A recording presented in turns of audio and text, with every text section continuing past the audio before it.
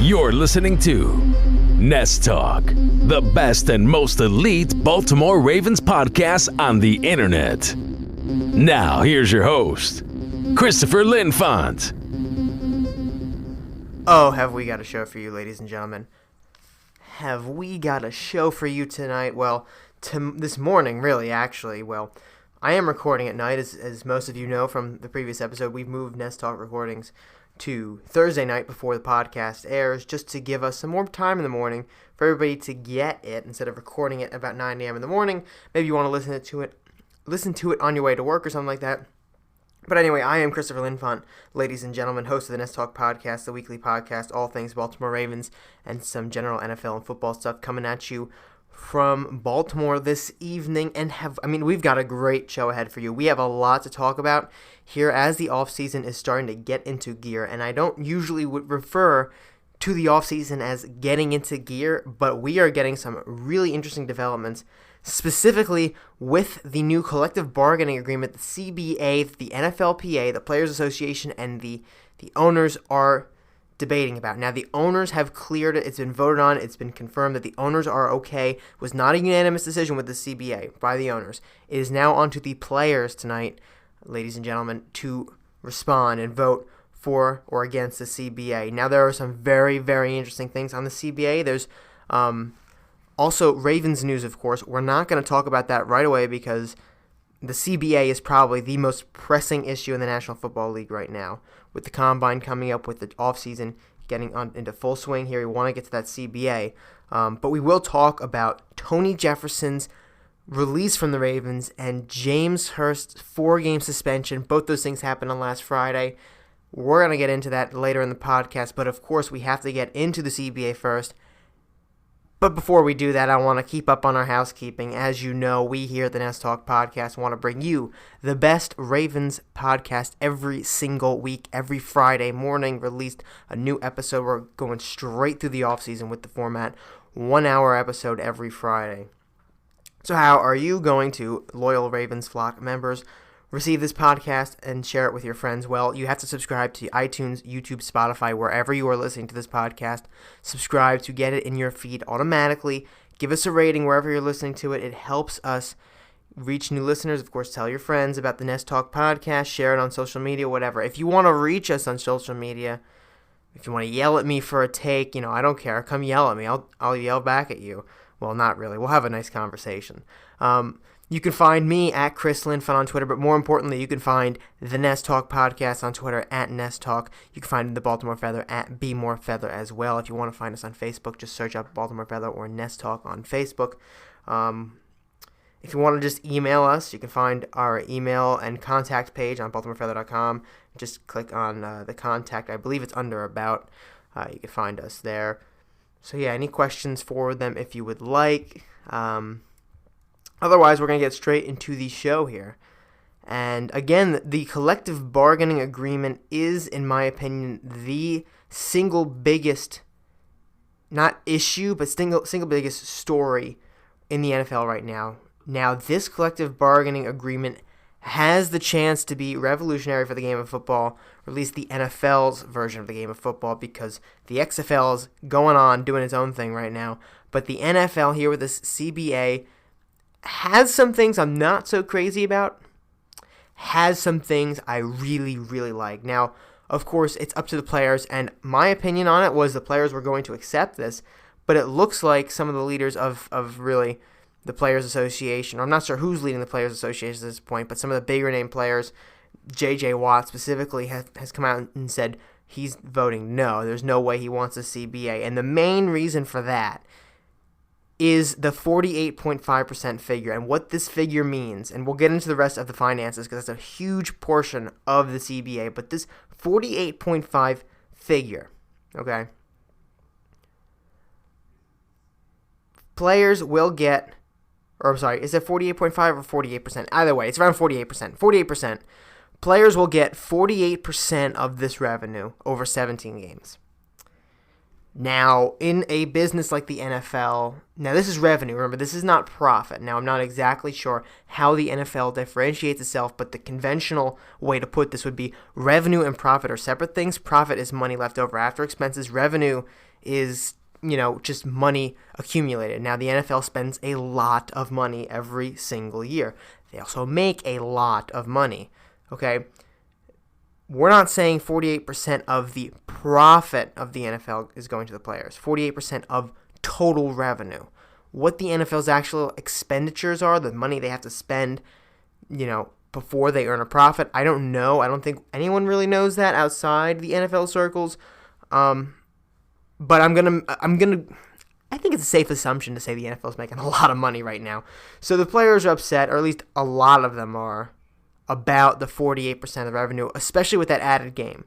They want at least 50% of the revenue. Now, I don't want to get controversial here because there's a lot of ways people can think about this. But the players are essentially the workforce in the National Football League.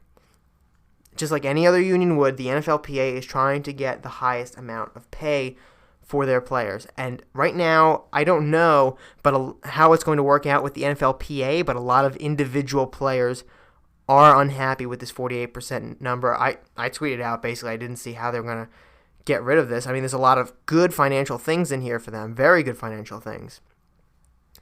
But I think that 48% number it might be the Achilles heel of this collective bargaining agreement. So I already mentioned I let the cat out of the bag on the 17-game season. That's right, 17 games of NFL football. At first, that sounds great, okay? But then you realize the season already feels long. It feels very long already, and now we're adding another game to it. We're subtracting a preseason game. So one of the caveats is there's going to be 3 preseasons. If everything on the collective bargaining agreement is accepted, there'll be only 3 preseason games, 17 total games. So you have one more meaningful game, but you're also losing that preseason game. And look, from a fan perspective, I understand where the appeal is going to be on that, because you know what, screw the preseason. That's pretty much most fans thinking about the preseason. But I my estimation, the preseason is very valuable for finding young talent, for finding undrafted guys, and one game could make or break them. That last game could make or break a lot of guys. So I'm just not sure I like the 3-game preseason. Maybe it's enough for coaches. I don't know. I'm not a coach. I'm not a scout. I can't answer that for them. I'm sure they had their say in this. At least they were asked about it. But the 17-game season, it feels too long to me. I like the 16-game format over 17 weeks with a bye week. I'm fine with that. I just feel like we're dragging football on longer than it has to be. And that's hard to say because, I live and breathe football during the season. Even the offseason, I'm still living and breathing football. But, it just feels like it's going to be dragged on. And here's where it really gets hairy. Because there's a lot of fans that are going to say, yeah, like I want the 3-game preseason, reduce that preseason. I'm okay with the 17-game season, but there's a lot of fans out there who are not going to be in favor of a 7-team playoff format. That's right, ladies and gentlemen. The NFL wants to expand from 6 teams per conference, to 7 teams per conference. And keep in mind, there's only 16 teams in each conference. That means just almost half the teams in each conference are going to make the playoffs. And, I don't like that. From a football standpoint, from a game standpoint, I just don't like that. I just don't. Now, here's the reasoning. The playoffs are an exclusive club, okay? Good teams have to get into the playoffs. We can't have playoff scenarios where consistently now 7-9, or actually it'd be what, like 8-9, or whatever the heck it's going to be now with that extra game. 8 and 9 teams, let's say, get into the playoffs and just get trounced, or 9-8, or I just don't like that.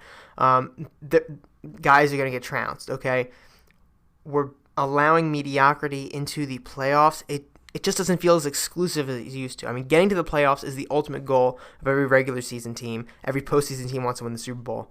but it's hard to get to the playoffs. It's very hard to get to the playoffs. You have only 4 teams winning a division in each conference. You get 2 wildcard teams. That's it. You expand it to 3 wildcard teams. I mean, then the only teams not making it is the one that's one or two squarely in the middle of the pack, and the bad teams. But there's going to be a lot of instances where, most of the conference is bad, and that bad team is going to get in.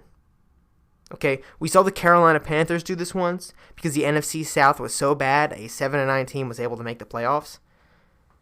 That's just not good. And then, the Eagles, right, making the playoffs this year, what were they, 9-7? I mean, they weren't that bad, but the Cowboys flunked it. There's just I just don't like 7 teams in the playoffs per conference, 14 teams out of 32. And there's only one way. I'm telling you right now, there's only one way the NFL is seriously considering this. There's only one reason they're doing it. They have to be thinking expansion. Because why would you add a 7th team per conference into the playoffs if you're not thinking expansion? Just to water down the playoffs for no reason? Playoff numbers on television are still great. No one's tuning out the playoffs because their team isn't in. Probably more people are watching. I don't know the numbers myself, but I would imagine more people are watching the Buffalo Bills in the playoffs than they're watching them not in the playoffs. Maybe the NFL figures they can get 2 extra games of ad revenue or whatever it would be, 3, 4, however. I didn't do the math, but however many extra games of ad revenue, maybe that's their plan. But no. I'm willing to bet that the NFL is using this to think about expansion in the future because they want to have more games, they want to have more playoff teams. If you make the conferences 18 team conferences with 4 extra teams, it's not that far off to think about. Toronto, Mexico City, London, St. Louis, give St. Louis another team. Boom, that's 4 right there. You do all those.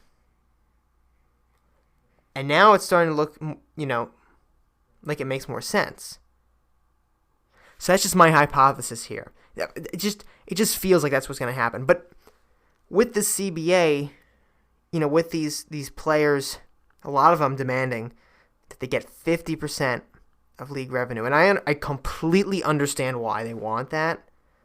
Because without the NFL, without the players, there is no NFL, okay? I completely get that. I think they should be paid very highly. People say all the time, oh, why should a professional athlete get $100 million and a neurosurgeon, well, a neurosurgeon makes a lot, but let's say a heart surgeon, $500,000 a year. That's not fair. Well, how many people can run like Lamar Jackson in the world versus how many people can go to medical school? It's all about supply and demand. There's not enough Lamar Jacksons out there, to make him a $500,000 person.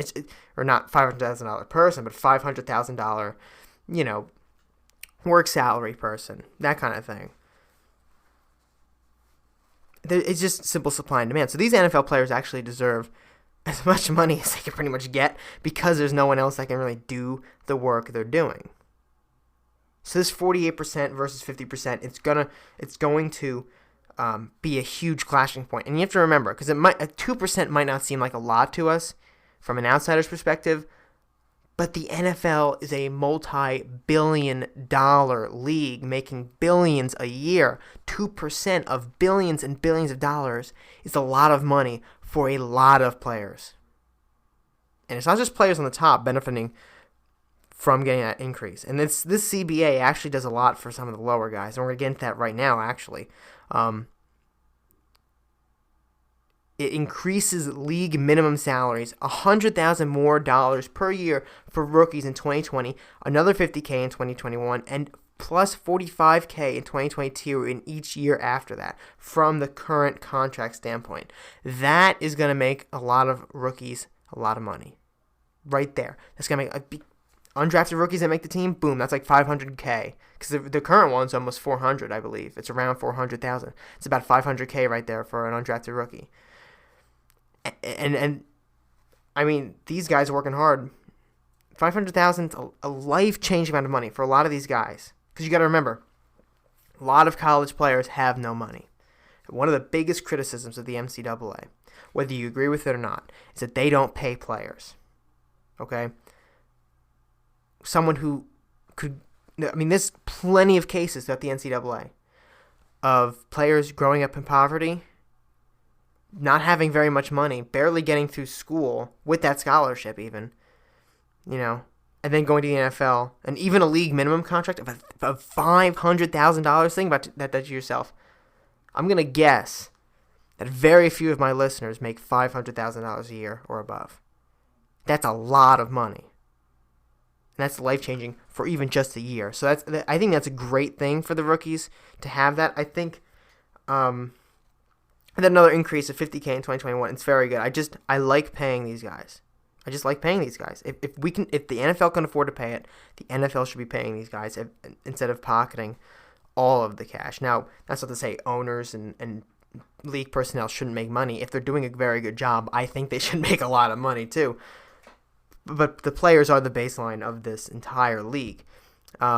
League minimum for non-rookies, plus $90K in 2020, $80 to $150K in 2021. The wording was kind of strange. I think they're going to figure that out later, plus $45K per year after that. So another good thing there for league minimum players. The players are getting additional benefits and bonuses. I'm not going to go super far deep into what benefits, health benefits and bonuses, but there's a little controversy about that. I think that the players are pushing for full life. And I'm not talking life insurance. I'm talking about benefits for the rest of their life from the NFL. I don't know if the NFL could afford that. We'll have to see on that one. I don't know. I'm sure they probably can afford a lot of it, but I don't know for the rest of their lives. I don't know. And if the player is making if the player makes $500 million over the course of his career, which is pretty unrealistic. Let's say he makes $200 million or whatever the heck it is, like Flacco did. Okay. Yeah, he could probably pay for his own insurance, but guys that don't make that much maybe can't. So I'm not sure where I stand on that, but benefit, whatever the NFL can give, the NFL should give as much of it as possible to these guys. Additional cap room in 2021 if and only if the 17 games are implemented and some sort of media kicker does not reach 48.5%. That's the 48.5 I was getting. I don't know what a media kicker is. I was trying to find information on that. I could not find anything on that. So anybody who wants to tell me or knows, please let me know. Performance-based pay increase to $8.5 million in 2020 and $10 million in 2021. Honestly, I like it when the league benefits. I'm sorry, when the league benefits players who are performing well. Because it just adds the extra incentive. I'm really happy every time they do that, something like that. Just give players more reason to do well. Like, yeah, they should have a base salary, but if they're doing well, they should be paid more, in my opinion, than someone not doing so well. I don't think the NFLPA would ever allow a contract fully on guarantees to happen, right? Like if Lamar Jackson said, okay, I want to do my contract only if I win the Super Bowl can I make X amount of money, right? Guarantees are in contracts, but let's say he takes a $2 million salary with a $50 million price tag on a Super Bowl. I don't know if that became commonplace. The NFLPA would be happy about something like that because it would probably lower a lot of players' actual salaries. But it would be kind of cool to see, more and more, at least from a fan's perspective, more and more performance-based pay increases to these players. And another increase in performance-based pay is the fifth-year option, believe it or not. The fifth-year option under this new CBA would be fully guaranteed, actually, in the fourth and fifth years at the time the option is exercised. So the player's money is fully guaranteed at that point. But the value of the options are now tied to performance under this new CBA instead of where they were picked. All fifth-round options prior to this new CBA, and remember, this is still yet to be implemented, are tied to where the player was picked. So if you're a first-round pick, a high first-round pick, let's say you're the first overall pick, you make more money on your fifth-year option than the fifth overall pick, than the 10th, and so on down the line. But here's the problem with that. So many first-round picks are busts. And maybe the team wants to keep him around. Like, let's say Brashad Perriman, perfect example of the Ravens, Brashad Perryman. He's a guy, okay, that we are witnessing now doing well with the Tampa Bay Buccaneers. He did well with Tampa Bay. He did well with Cleveland. He did not do well at all with Baltimore after they picked him. It was absolutely terrible. One of the most horrendous flops I've ever seen. But if the Ravens were able to tender him or give him an option on a performance-based pay, and we don't know what these numbers are, but you'd have to wonder. They didn't give him the option. They did not execute his option. But you have to wonder if it was tied to performance and it was much lower. Let's say it was very low compared to what it would be for, where was he picked, like 20-something? Or I don't remember where he was picked. But let's assume it was 25 because the Ravens are always picking around 25, it feels like. Let's see, he was, picked 25. And let's just assume it's a $5 million fifth-year option or whatever it is. But let's say under the performance one, it was a $2 million fifth-year option. The Ravens have to look at that differently at that point. And then maybe Brashad Perriman gets that second chance, and maybe he balls out like he did in Cleveland and in Tampa Bay. Okay, I really like the performance-based fifth-year options, not only from a team standpoint to give guys a second chance who aren't performing right away, higher draft picks, but what about lower first-round picks? Like, let's say Lamar Jackson, perfect example. From that 2018 draft class, okay, who went before him? Baker Mayfield, Josh Allen, Josh Rosen, Sam Darnold. All those four quarterbacks picked way ahead of Lamar Jackson. Under the current CBA, if the Cleveland Browns, not Arizona Cardinals now, if whoever Josh Rosen is on in 2020 or wherever he'll be by the time his fifth-year option is able to be exercised, the New York Jets and the Buffalo Bills exercise all those fifth-year options, they would give those quarterbacks more money than Lamar Jackson gets from his 32nd pick, the final pick in the first round. And remember, only first-round picks get that fifth-year option. And let's say that happens, right? All these guys get more money. Now, is that fair to Lamar Jackson, who undisputed MVP, basically unanimous? I think he was voted unanimously the MVP. Unanimous MVP. Is that fair to him?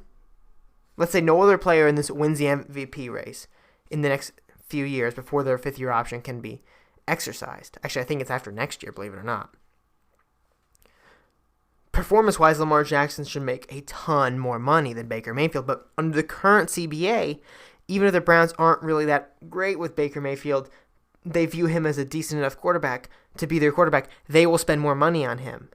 He will get more money just from being the first pick. Now, that's just not fair because Lamar Jackson's doing better than Baker Mayfield. So I like this from both angles because players who outperform other players get better pay, and teams get to give guys second chances that maybe wouldn't have got those second chances. So it's a win-win from both sides.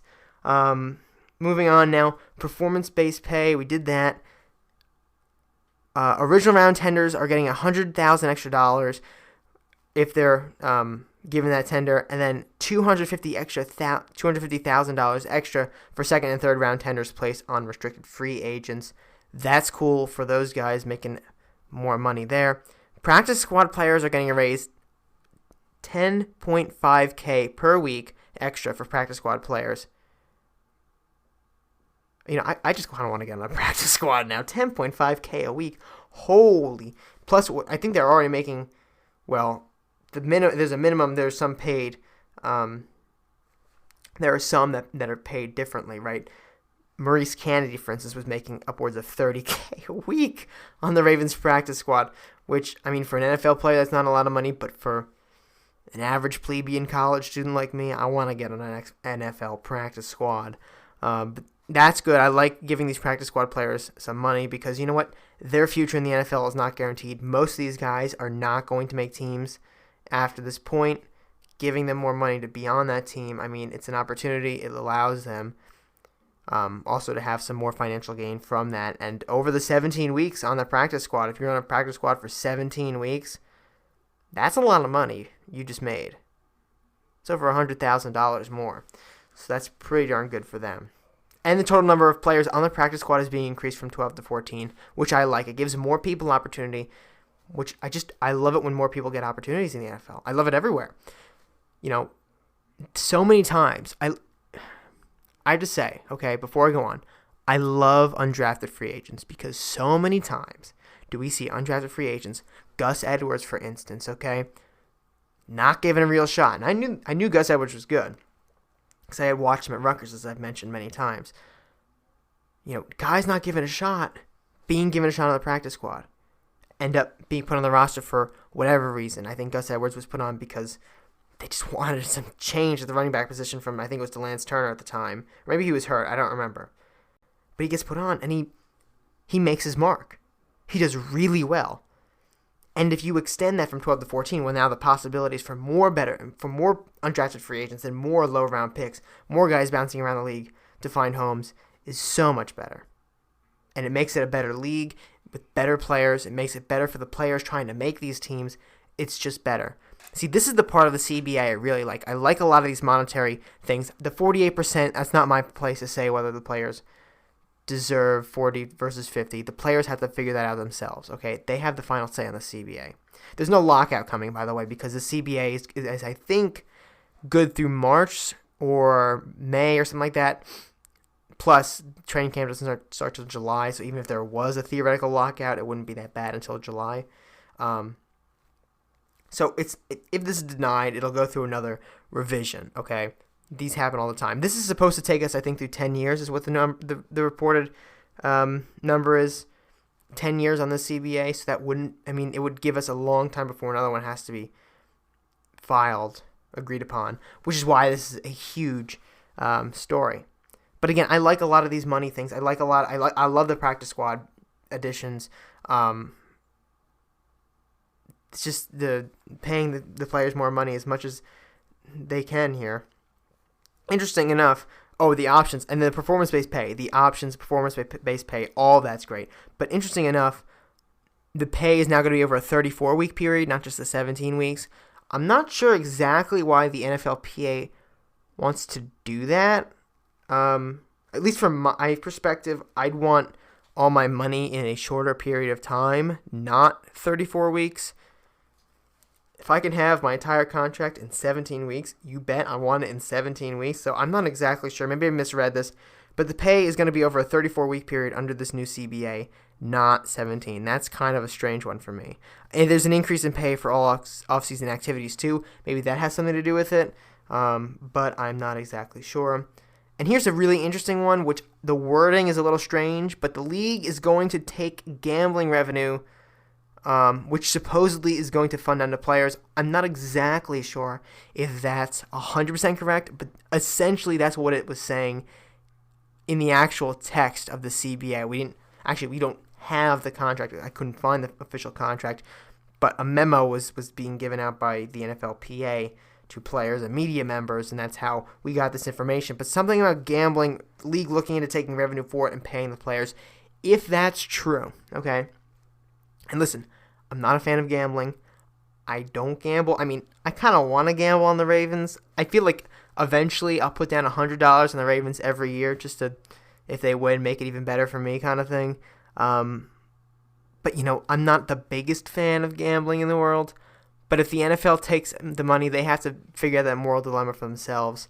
But it will benefit players because there's a lot, and I mean a lot, of money in sports gambling. And if they figure out a way to funnel in some money, the players will probably be making a lot more than they are right now. So that's going to be interesting to watch. Now, another thing I really, really, really love about this new CBA, this new collective bargaining agreement, is what they're doing about suspensions. Now, we all know the memes, the jokes about Roger Goodell's wheel of suspensions, where he looks at Ray Rice, gives him 2-game suspension, and then Josh Gordon for smoking marijuana, a full year indefinite suspension forever, you're being framed for murder type of thing.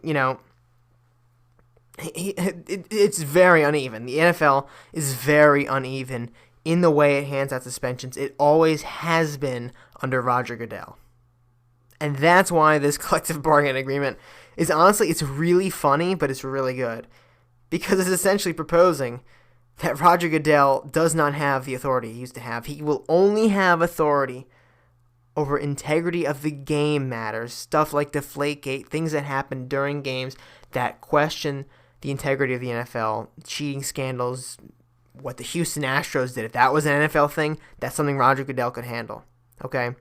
But for all other matters, a neutral decision maker will be appointed for suspensions. The commissioner, as Tom Pelissero said, is no longer under the CBA the judge, jury, and executioner, which in my opinion is that's perfect, okay? That's what we need. We don't want Roger Goodell spinning the wheel where it lands on, oh, you smoked marijuana? Yeah, we are going to frame you for murder. We're going to throw you in jail, and your life is going to be ruined because this guy over here that did something even worse, he's only getting 2 games. Like, that's just how we assume the NFL's work, because no one actually knows why Roger Goodell does the things Roger Goodell does. Nobody knows. This is going to at least, first of all, get it away from Goodell, but all other commissioners too. Someone is going to be making these suspensions. That's not Roger Goodell. Someone supposedly neutral. Now, I'd like a panel system, like 2 or 3 people is probably ideal, making these decisions, talking them over, voting on them, type of thing. Because I think consolidating the power within one man is still a problem, because the NFL, I mean, they still could have issues with bad suspensions, with uneven suspensions, with suspensions that make no sense or whatever. It's still going to happen if one man is doing it, but it would probably get, I mean, inevitably a situation would arise under a 3-panel system, but a 3-person panel. But at least we'd probably have it more rare, and there'd be more conversations had, and I think that'd be a better thing. But here's the other interesting thing.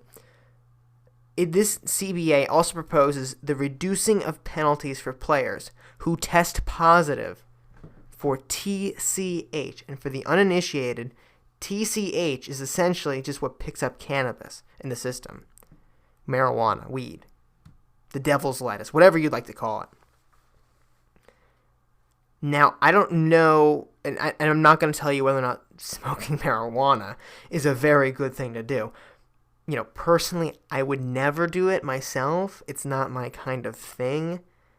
But we have to respect the fact that there are a lot of states out there, Colorado leading the way, that have legalized marijuana. And, you know, medical marijuana is legal in a ton of states as well. So, my point is, first of all, there's a couple scenarios. Let's say a player gets a medical marijuana prescription for whatever reason. You know, it's none of our business, but let's say he does it legally through a doctor, jumps through all the right hoops, and he gets it, he uses it. Bam, NFL ban hammer coming down on them with the current CBA. It was completely legal in a state. He didn't do anything illegal. It doesn't enhance his performance in any way, unless we're missing something about marijuana. I mean, there are tons of bad effects of marijuana. There's no question. I mean, you know, the whole stereotype of the stupid pothead, right? Stereotypes like that probably exist for a reason. There have been studies done showing that marijuana can affect your thinking patterns, especially if you start smoking at a young age. So I can see the reasons the NFL would want to limit it. But these are changing times. These are times when states are legalizing this, and the NFL is still punishing players who do it in states that are legal. And what about Josh Gordon? Okay. There are players in the league. Everyone remembers what Greg Hardy did to his girlfriend. Okay. That's terrible. There are guys in this league who have done things far worse than Josh Gordon has ever done. The only reason Josh Gordon gets in trouble is, as Stephen A. says, he cannot stay off the weed. That's the only problem. So under this new CBA, this new collective bargaining agreement, players like Josh Gordon would not get the indefinite suspensions he has gotten in the past. And it would be reviewed even if he still qualified for the suspension, because you can still get suspended for TCH, I believe. I'm sorry, you can't get suspended by games. You can still get punished. But even those decisions wouldn't even be made by the commissioner, who, in all honesty, does have a vested interest in making sure certain guys don't play. Certain guys the NFL does not want to play, like Josh Gordon, putting supposedly bad examples for children, for families, because the NFL still wants to be a company that can attract these audiences. They have a vested interest in making sure he doesn't play. That's just a fact. A neutral decision maker would have less of a reason to do that. He is not in charge of the NFL and does not look at the financial numbers in the NFL, even care about them, even if he sees them. Or it could be a she. It could be Condoleezza Rice, who's been rumored to take over the NFL for years now. So that's the interesting thing on suspensions. And finally, we're going to get to the training camp. Everything about training camps on here.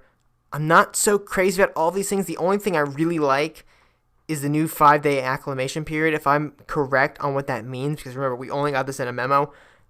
It'd be like a 5-day, almost like an orientation for training camp where players kind of get back into the groove, which I think would be pretty useful, especially if it's been a long off season and you've participated in the workouts, sure, but it's not training camp, which is completely different for those of you that watch Hard Knocks.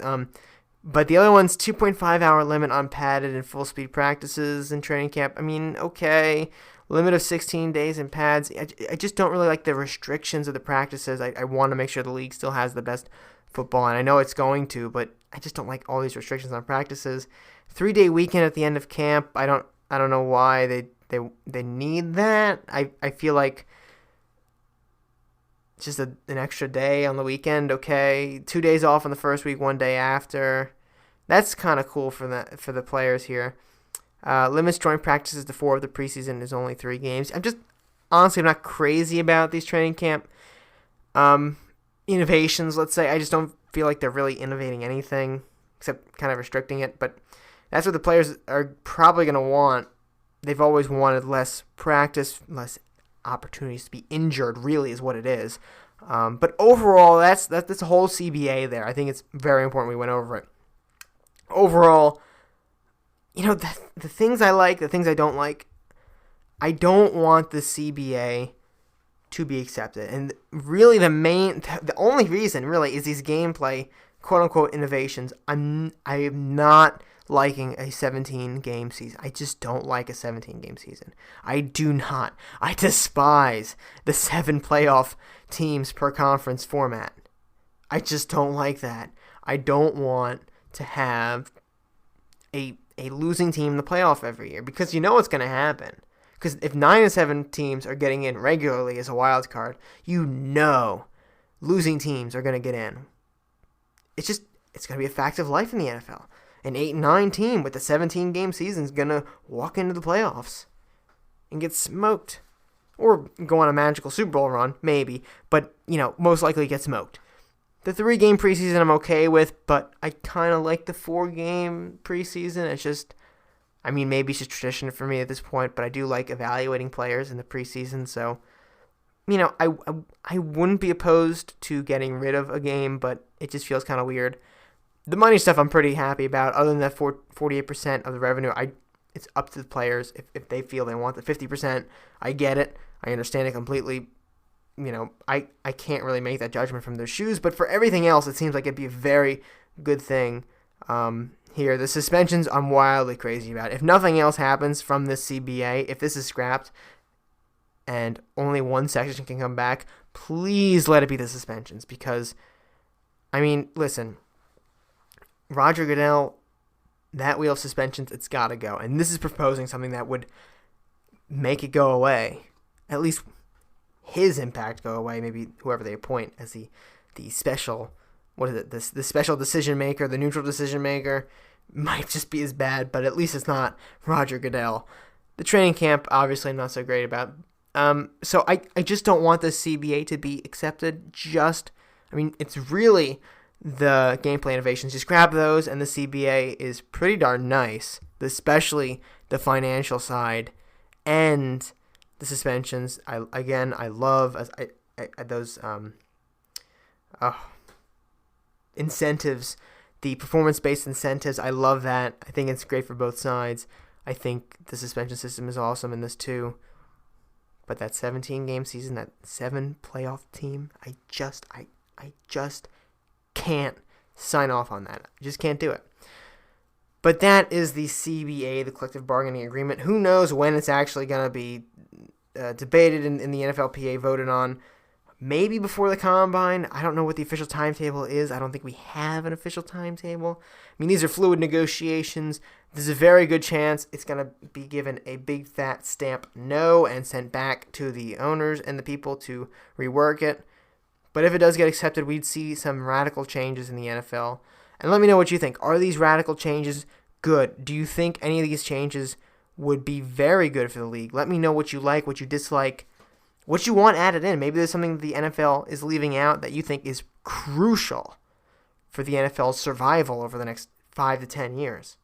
That has to be in the new CBA. Maybe you have the answer here, and we can phone in to Goodell's office and tell him that our Nest Talk fan base came up with something amazing, and it'll be implemented. Who knows? So let me know what you think on the collective bargaining agreement. But, of course, there's actual Ravens news to talk about. And, of course, I guess the collective bargaining agreement is inherently Ravens news because it's the NFL, and the Ravens are a huge portion of the NFL. I mean, they're 1 out of 32, but they're the Baltimore Ravens, the NFL's best team, in the opinion of all the Ravens flock at least. But there's some important Ravens news to discuss.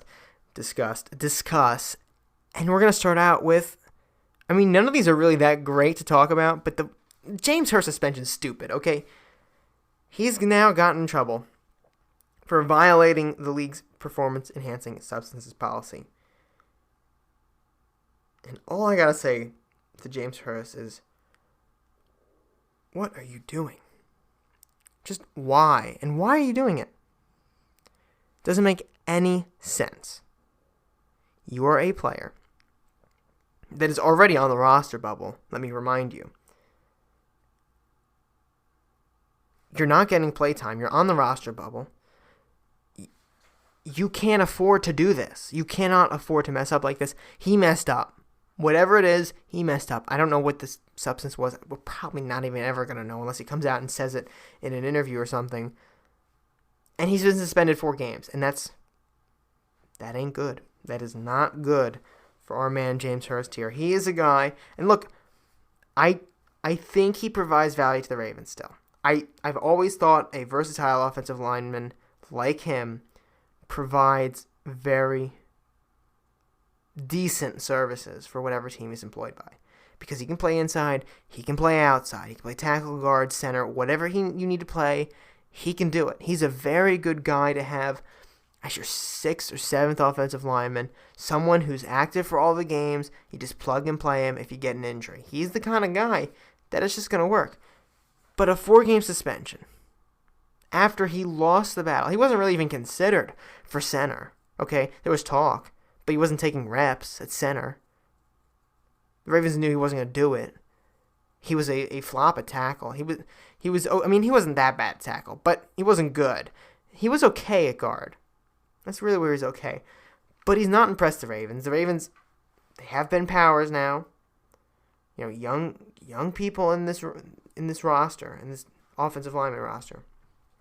We're looking at him, and he's the odd man out.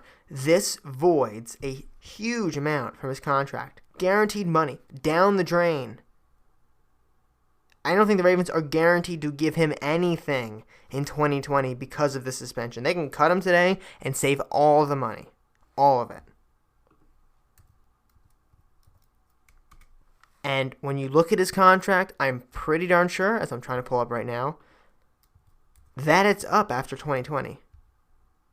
It's gone. So what incentive do the Ravens actually have to keep James Hurst around anymore? I'm sorry, it's up after 2021. But the Ravens can save all the money because he voids it from that suspension. At least that's what I've been told. Spotrac doesn't have that updated now, but that was supposedly what's in the contract. They don't have to pay this man. But should they pay this man? Now they're going to keep him on the roster at least through training camp. I don't have any questions about that. But a 4-game suspension for a backup offensive lineman when other offensive linemen will undoubtedly be available. He's the odd man out. He's not a starter. He doesn't have a chance of starting. The Ravens this ship has sailed. He won't be a starter. He's getting older. He's 28 currently. So there's a huge, huge chance he's not on the Ravens next year. And a lot of it has to do with this stupid decision to get yourself in a situation like this where you get suspended for 4 games when your future is on the line. It's just dumb. He should not have done that. But he did.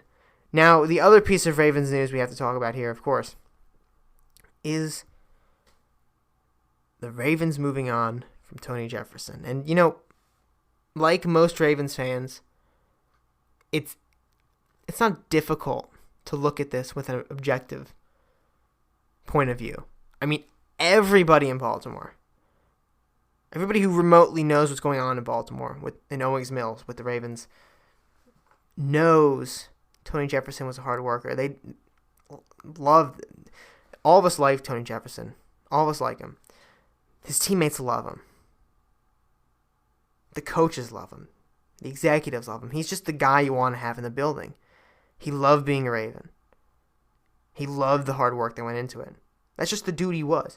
This is the dude, lest you forget, that turned down more money with the Cleveland Browns to be a Baltimore Raven. Tony Jefferson's got my respect forever for that one. I mean, I will never slander Tony Jefferson. He's just a good dude, all around a good dude. No one's ever said a bad thing about him. Unless you kind of troll on Twitter here and there. But, looking at this objectively, it's not hard to see why this decision was made.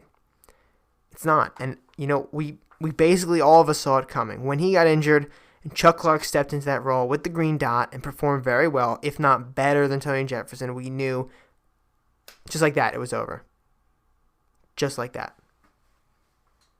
He did not live up to the contract he was given. He was due $12 million this year. And he just wasn't performing well. He performed poorly in 2017, to put it lightly. 2018, he improved. I don't think there's any question that he improved in 2018, moving around in the box a little bit more. 2019, he gets a new safety partner in Earl Thomas, and it just is not working. It was not working. Everybody remembers the Cleveland Browns game, week 4. It was a disaster. A complete disaster. Safeties were off the wall bad. Earl Thomas even was bad in that game. Everybody was bad in that game. And then the Ravens, of course, put together a string of wins. But Tony Jefferson, he just was not feeling it this year. It was not his year. The injury made things worse. As I said in previous episodes, we could have used him against the Titans. I think as a box safety, someone who's good at tackling, maybe he would have been able to help us with Derrick Henry. But other than that, the Ravens were not missing Tony Jefferson when he went out. It's not nice to say, but it's the cold truth. The Ravens did not miss him. They had Chuck Clark. They moved on. And once he filled that role well, and once he was given the green dot, it was over. And for those that are unaware, the green dot is the coach-to-helmet communication to relay plays to the defense. The quarterback always has the green dot for the offense. Someone's got to have it on defense. So it used to be Mosley. For a time, it was Weddle. Both those guys gone. Tony had it, but then Chuck Clark gets it. Or did Tony have it? Someone had it, but Chuck Clark got it. And that was it. That was it. Did not live up to that $12 million price tag. The Ravens save, I think it's like I wrote this one down, guys. $7.49 million in cap space. I finally wrote something down that I almost forgot to write down. So there you go. And of course, Chuck Clark's contract extension averages 5.3 per year, or something like that. The number is still, there were conflicting reports on the number, but it covers that contract completely, gives the Ravens more cap space to work with. It was just time, and they had to move on. They just didn't have a choice. Somebody's going to pick him up. He's still a good player. I mean, he provides value to a team that needs him in the box where he really belongs. The Ravens at first tried to fit him where he did not belong, kind of moved him down, but then it was apparent it wasn't working in 2019, and then the injury happened. So Tony Jefferson moving on, and it's bittersweet because, again, a lot of Ravens fans, a lot of players absolutely would die for the guy. I mean, he was just a great presence in Baltimore, and it is sad to see him go, but, an era of Ravens football has to end. The era of Eric Weddle and Tony Jefferson is over. It's now the Earl Thomas and Chuck Clark era, and we'll see how that plays out over the next few years, because I have no doubt Chuck Clark is going to do well. He proved me wrong. I once said that he should be a surefire cut after the 2017 draft. That was dumb. I've gotten better at analyzing prospects, I have to say. I've called some good ones. But no, seriously, Tony Jefferson, Godspeed to you, brother. If you're listening to this, I really hope you find somewhere good to go. And hope you consider yourself a Raven for life. And I know you do. Because for some reason, this organization, when players leave, it's just not the same. You always hear it. There's something special about this organization. It's leadership from the top down. It was Art Modell, now it's Steve Bisciotti. But Ozzie Newsome, the stability this team has had, the relationships it's built, it's really something special. And I think everybody inside that organization, a lot of the outside observers like us, understand that. So it's very hard to make that decision sometimes, but you have to make the right decision for the team. That's what it ultimately is. It's about the team. And Tony Jefferson was a casualty. And, of course, there could be more casualties on their way. Michael Pierce running into free agency. Matt Judon running into free agency. Brandon Williams' contract being so high, I don't know when the Ravens can try to lower that, if ever. But, there are guys out there on the Ravens right now that we want back that are not going to be back this year. Tony Jefferson's the first one to drop, but I guarantee you someone else, I don't know who it is, but someone else will probably suffer a similar fate as Tony Jefferson. So we'll see what happens. Now the Scouting Combine, important here, Scouting Combine starts February 24th. Some important dates before the next episode of Nest Talk. February 24th, Scouting Combine starts. February 25th, teams can begin to apply franchise tags. There's a lot of talk about Judon being tagged and then potentially traded. If we're going to tag him, we should just keep him. I don't understand why we would trade him. We have tons of space available for the salary cap. I think it's about 35 now. It's not tons of space, but it's a good chunk. Judon's a very good player. I really just want Judon back in the purple and black. I want him on a long-term contract here. I think he's a very good player. He's a very good presence on this team. We need stability with the edge rush group, and we were not going to get it if we let him go. I like Jalen Ferguson. I like Tyus Bowser more than ever now. He's improved. But Judon's really the anchor, and we need that anchor, and we're not going to get it if we let him go, obviously. So the Ravens have the chance to tag him, and look, they had the chance to tag Mosley last year. They let him go. The tag would have actually been less expensive, the less expensive option for him to keep him. So maybe that will rub off on the Ravens this year, thinking about the tag long term. NFL Combine ends March 2nd. So this week we will try to focus some attention on the Combine as it's going on and bring you some articles. And, of course, we'll talk about the Combine on the podcast. I'm planning on having Dominic back on from a few weeks ago. If you remember, Dominic came on the show, Ravens Anatomy, as he goes by on Twitter, came on the show, and we talked about the offseason plan for the Ravens. I want to talk to him about what he sees at the Combine. So we'll have that next episode of Nest Talk next Friday. And if you look at that, the hour is basically gone, 53 and a half minutes into the show. Ladies and gentlemen, that's all we have for this week's episode of Nest Talk, but you better come back next week. And this is not a suggestion. You have to be here next week. We got Dominic coming back on the show to talk about the NFL Combine. Well, if the CBA is agreed upon, we'll talk about that. So it should be a fun show next week. Hopefully we have some more Ravens interesting information to give out. One thing before we go, John Harbaugh not expected to show up to the Combine. He's having surgery, so if John, or anybody that knows John, if you're listening to this, Ravens flock, praying for you, dude. Get through whatever surgery you have to. It doesn't seem like it's that major. Just don't want to go to the Combine afterwards. But we got EDC, Eric DeCosta over there, Ozzie Newsome taking care of it anyway. And, of course, you'll get all the information when you are ready for it. So good luck, John Harbaugh, on that. And with that, we're going to end the episode. So thank you once again for tuning in to Nest Talk, episode 66, recorded on February 20th, 2020. It is now 11:13 in the evening, and this is Christopher Linfante for the Baltimore Feather, signing off. We will see you next week, back on Friday. Take care, everybody. Birdland Sports. For fans, by fans. Find more great shows like this at birdlandsports.com.